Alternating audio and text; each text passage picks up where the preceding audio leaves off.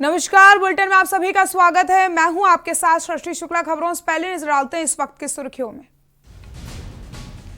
उम्मीदों का टीका एक कदम और बढ़ा। एक्सपर्ट्स पैनल ने कोविशील्ड को सशर्त मंजूरी की सिफारिश की। अब इमरजेंसी अप्रूवल मिलना था।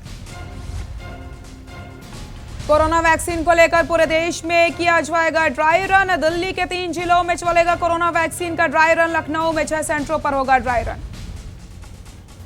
छत्तीसगढ़ में धान का बवाल। केंद्रीय खाद्य मंत्री पीयूष गोयल ने मुख्यमंत्री भूपेश बघेल को लगाया फोन। पूछा, कहीं आप धान पर किसानों का बोनस तो नहीं दे रहे। पुलिसकर्मियों के साथ मुख्यमंत्री। जवानों ने जीता आदिवासियों का दल। मानवाधिकार हनन की शिकायत नहीं। कोंडागांव जिले में हुआ नवीन थाना का शुभारंभ। प्रदेश कांग्रेस अध्यक्ष मोहन मरकाम ने किया है शुभारंभ। सूरजपुर में नाबालिग के साथ गैंगरेप की वारदात। 5 आरोपियों को किया गया गिरफ्तार। 2 आरोपी नाबालिग शामिल। आप देख रहे हैं के न्यूज, खबरों का सारथी। बालोद में वनांचल क्षेत्र डोंडी ब्लॉक में पर्यटन की दिशा से एक ऐसा स्थान है जहां पर प्रतिदिन सैकड़ों की संख्या में लोग पहुंचते हैं, जहां उबड़ खाबड़ रास्ते को पार करना पड़ता है। बावजूद इसके लोग वहां पर जिंदगी के कुछ पल बिताने प्रतिदिन पहुंचते हैं।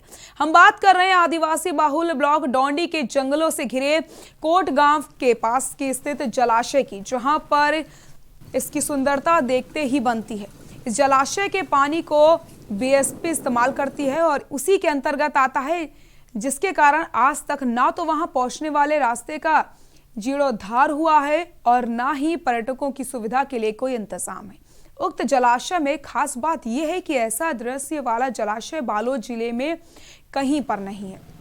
वहां पहुंचने वाले पर्यटकों का कहना है, अगर जलाशय तक पहुंच मार्ग की मरम्मत कर दी जाए और जलाशय के किनारे स्ट्रीट लाइट की व्यवस्था करने से पर्यटकों को काफी सुविधा मिल जाएगी। जलाशय में बोटिंग सुविधा लोगों को आकर्षित करेगी, तो वहीं कई लोगों को रोजगार भी मिलेगा।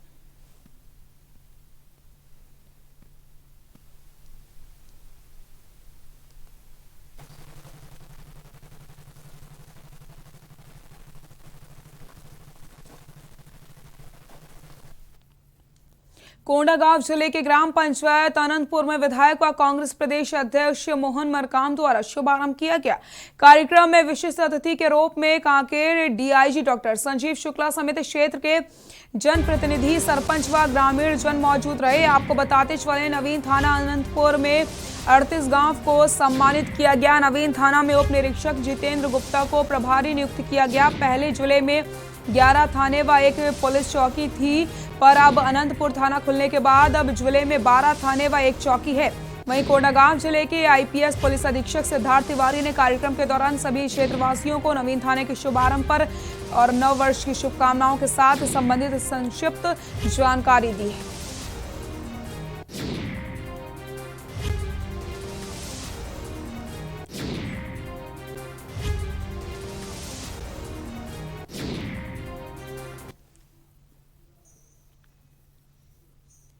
कोंडागांव जिले के मर्दापाल थाने के अंतर्गत ग्राम अंडरवाल से एकेली के मध्य कच्चे मार्ग पर आईटीबीपी हडेली की संयुक्त टीम ने बीडीए की मदद से नक्सल प्रभावित क्षेत्र में 7 किलो वजनी पाइप बम बरामद किया है। एक दिन पहले ही उक्त क्षेत्र में संदिग्ध वायर दिखाई पड़ने से सनसनी फैल गई थी, अतः शाम ढलने की वजह से बम को नहीं निकाला गया, जिसके उपरांत तड़के सुबह बम को निष्क्रिय किया गया।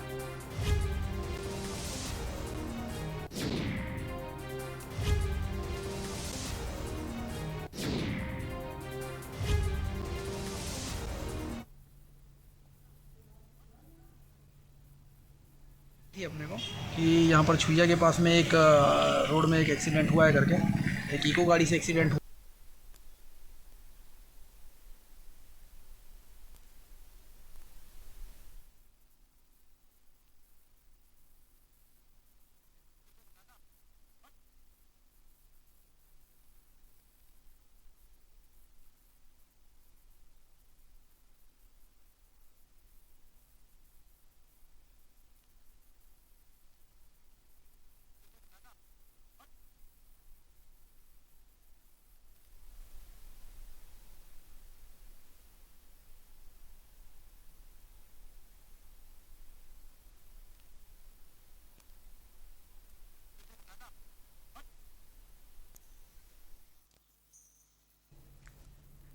बौलदा बाजार के छुईरा गेट के पास भीषण सड़क हादसे में एक व्यक्ति की मौके पर ही मौत हो गई। घटना की सूचना सिटी कोतवाली पुलिस को मिलते ही मौके पर पहुंचकर शव को पोस्टमार्टम के लिए भिजवा दिया गया और आरोपी वाहन चालक को गिरफ्तार कर लिया गया। हादसे में इको वाहन में 6 लोग सवार थे। हादसे होते ही 5 लोग फरार हो गए। गाड़ी मालिक की वाहन चला रहा था, जिसको पुलिस ने गिरफ्तार कर लिया। आरोपी भाटापारा के दंतेड़गा निवासी बताया जा रहा है।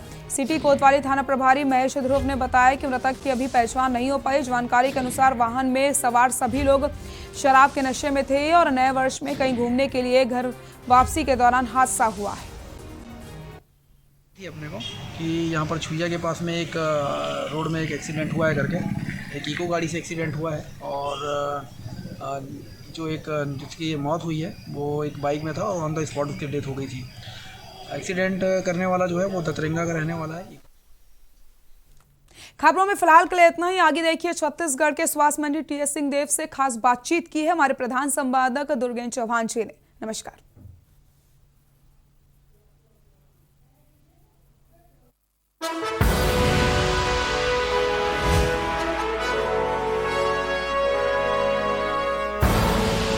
आप देख रहे हैं के न्यूज, खबरों का सारथी।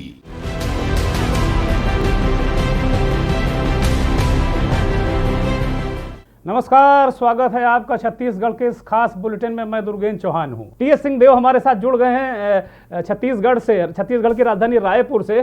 टीएस बाबा, बहुत बहुत स्वागत है के न्यूज़ में और बहुत बहुत धन्यवाद, हमें आपने बातचीत के लिए समय दिया और नए साल की बहुत बहुत शुभकामनाएं। नमस्कार कि आप सबका, पूरे छत्तीसगढ़ वासियों को के न्यूज़ की तरफ से बहुत बहुत शुभकामनाएं कि जो 2020 की पुरानी जो खराब यादें थी वो जाएं। देव हमारे साथ जुड़ गए हैं छत्तीसगढ़ से, छत्तीसगढ़ की राजधानी रायपुर से। टीएस बाबा, बहुत बहुत स्वागत है के न्यूज़ में और बहुत बहुत धन्यवाद, हमें आपने बातचीत के लिए समय दिया और नए साल की बहुत बहुत शुभकामनाएं। नमस्कार कि आप सबका, पूरे छत्तीसगढ़ वासियों को के न्यूज़ की तरफ से बहुत बहुत शुभकामनाएं कि जो 2020 की पुरानी जो खराब यादें थी वो जाएं और नया सूरज नई उम्मीदों के साथ में 2021 का पहला दिन कल होगा, वो 2021 एक नई सुबह लेकर आए छत्तीसगढ़ वासियों के जीवन में, आपके जीवन में और आपकी सरकार के जीवन में और पूरे देश के जीवन में। बहुत बहुत स्वागत है आपका। बहुत बहुत धन्यवाद और आपको भी नव वर्ष की शुभकामनाएं, सभी दर्शकों को और आपके स्टूडियो के और चैनल के साथियों को, सभी को बहुत बहुत शुभकामनाएं नव वर्ष। टीएस बाबा, हम लोग सीधे अब चूंकि चर्चा धान खरीदी की हो रही थी और उसी पर सीधे आ जाते हैं। पहला सवाल उसी रेलेवेंस के साथ में हमने शुरू किया था। धर्मलाल कौशिक कह रहे हैं, जो नेता प्रतिपक्ष हैं, कि सरकार झूठ बोल रही है। बघेल साहब कह रहे हैं कि 5000 गठान ही मिला है और वो कह रहे हैं 1 लाख पहुंच गया है और ये सार्वजनिक करे कि कितने का ऑर्डर दिया, कितना आया, क्या कितना पैसा भेजा। ये सरकारें हो गई कि कोई व्यापारी वाला, कारोबारी वाला बातचीत हो रही है कि एक भैया केंद्र में हमारी प्राइवेट लिमिटेड है और राज्य में आपकी प्राइवेट लिमिटेड है। सरकारों का क्या चरित्र रहा है ऐसा, इस तरह की बात करने का? या नेता प्रतिपक्ष को ऐसी बात करनी चाहिए, या सरकार ही अगर झूठ बोल रही है तो उसको ऐसी बात करनी चाहिए? टीएस बाबा, ऐसी बातें तो जरूर नहीं होनी चाहिए। हम सबको मर्यादाएं बना के रखनी चाहिए और यदि धर्मलाल कौशिक जी के पास कोई ऐसी जानकारी है तो वो दस्तावेज प्रस्तुत कर सकते हैं। वो दस्तावेज प्रस्तुत कर दें कि छत्तीसगढ़ सरकार ने कितना, केवल इतना ही ऑर्डर दिया है। वो 4 चिट्ठियां लिखी होंगी, उसमें से 2 ही चिट्ठियां प्रस्तुत करेगी तो सरकार 2 चिट्ठी और बता देगी कि नहीं, आपने इतना का ऑर्डर दिया है। और अगर वाकई में सरकार ने उतना ही ऑर्डर दिया है तो अपनी बात को सुधार लेगी सरकार। तो जो प्रमाण है अपने को दे देना चाहिए, प्रमाणिक आधार पर अपने को बात करनी चाहिए। बोरा एक बिंदु है धान खरीदी का। जो सबसे जटिल समस्या है धान खरीदी में वो इस बात की आ रही है कि उठाव नहीं हो पा रहा है खरीदी केंद्रों से। उठाव इसलिए नहीं हो पा रहा है कि मिलर के यहाँ जगह नहीं बन पा रही है। जितना धान भेजा गया मिलिंग के लिए, अब वहां पर जाम हो गया। वो जाम इसलिए हो रहा है कि चावल बना के जो एफसीआई को देना चाहिए, एफसीआई आदेश नहीं कर रहा। इधर केंद्र सरकार ने एक पत्र राज्य सरकार को लिखा कि 60 लाख टन हम आपका चावल उठा लेंगे और बीजेपी ने भी इसका श्रेय लिया, यहाँ के साथियों ने भी श्रेय लिया। देखिए, आप कह रहे थे कि चावल का कोटा नहीं दे रहे, उन्होंने चावल का कोटा दे दिया। अब वो चावल का कोटा दिया तो केंद्र सरकार की इकाई जो एफसीआई है वो कितना अरवा उठाएगी, कितना उसना चावल उठाएगी, ये लिख के नहीं दे रही है। तो अगर आप ये नहीं बताओगे और चावल लोगे नहीं कि कितना अरवा कितना उसना, तो किस मिल में हम कितना भेजें, किस मिल से हम कितनी मिलिंग कराएं, ऐसी बातों में ये बात आके अटक गई है। और यही स्थिति रहेगी तो निश्चित रूप से आने वाले दिनों में धान की खरीदी में किसानों को विपरीत बाधा आएगी। ये तो बड़ी गंभीर बात है टीएस बाबा, ये तो बड़ी गंभीर बात है। हम दिल्ली में लाखों किसान, दिल्ली के आसपास, दिल्ली के बॉर्डर में, चाहे यूपी का बॉर्डर हो, हरियाणा का बॉर्डर हो, या पंजाब कैसे आने वाले तमाम किसान हो, वहाँ लाखों किसान महीनों से पड़ा हुआ है। सरकार 7, 8, 9 राउंड की बातचीत कर रही है, बड़े वादे और दावे हो रहे हैं कि अब 2 बातें मान ली, 2 बातें और मानी हैं, बर्फ पिघल गई है,